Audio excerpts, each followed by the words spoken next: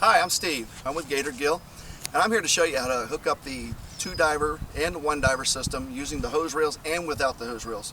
We're going to go over all the steps, how to set it up, how to put your connections to your battery, how to adjust your pressure gauge, and how to tie in your hoses. Well, let's get started. First thing you want to do is you want to make sure you got your battery source. Once you find your battery source, go ahead and tie your cables in.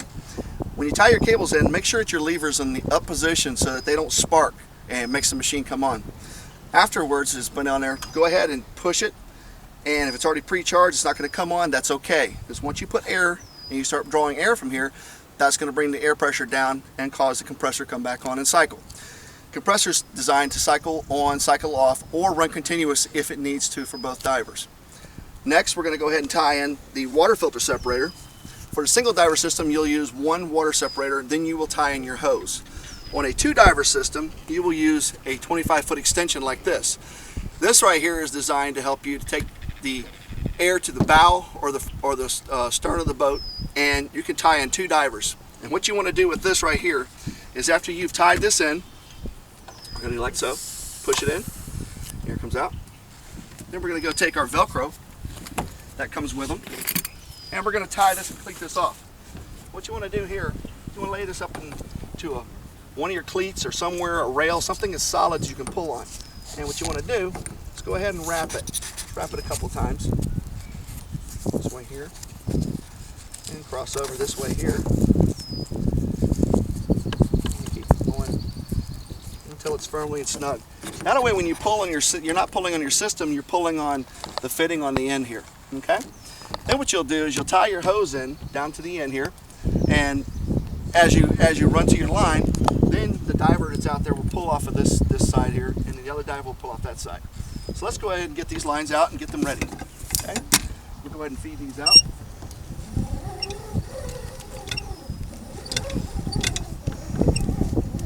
And it's okay if you want to go ahead and throw your line in the water. It's okay because the other end is sealed. Go ahead and get your line out.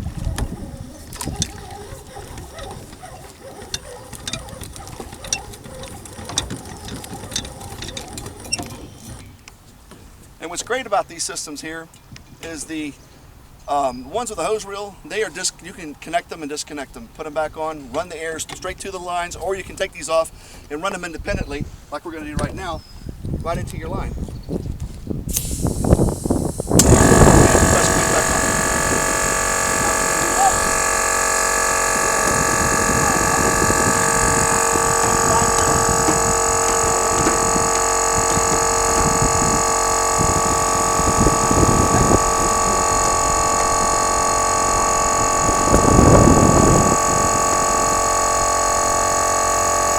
And you go ahead and put this safely somewhere for the boat.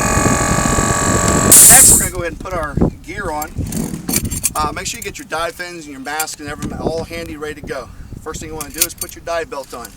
After you get your dive belt on, then go ahead and connect your regulator.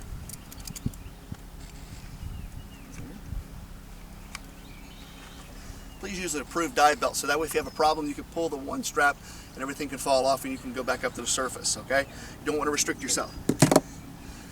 Second, take the clip, tie it into your D-ring, so that way it's snug. So that way you're not pulling on anything but the end of the line to the hose. You can pull on this. This is strong.